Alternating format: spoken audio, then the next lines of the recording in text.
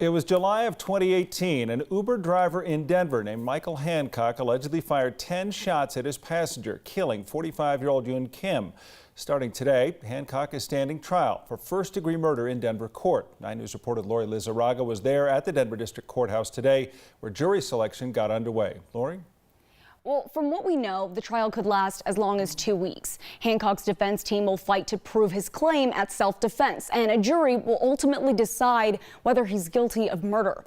Michael Hancock, 31, and Hyun Kim, 45, from all accounts strangers, until a 3 a.m. Uber ride on June 1st of last year.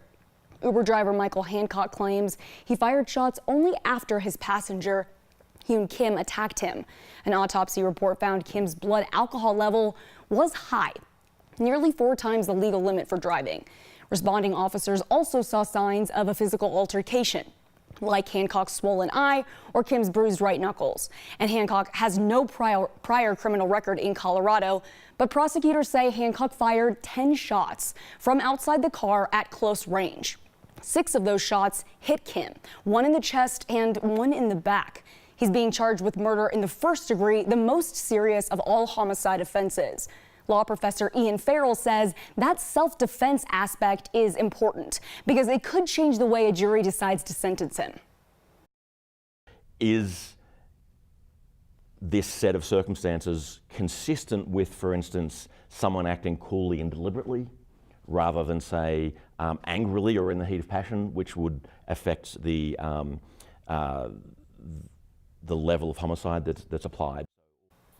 In the Colorado statute, you can use force to defend yourself if you believe you're being threatened. But to be justified in using deadly force, like a gun in this case, you have to believe you're in danger of being killed or seriously injured. If the self-defense argument comes into play with the jury, as I'm sure it will, it could change a lot for Hancock.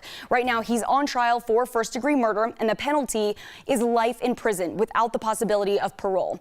Penalty for second-degree murder is 16 to 48 years, and if Hancock were found guilty of manslaughter, the penalty would be 4 to 12 years. And each of those is based on what the jury decides about how this whole situation played out.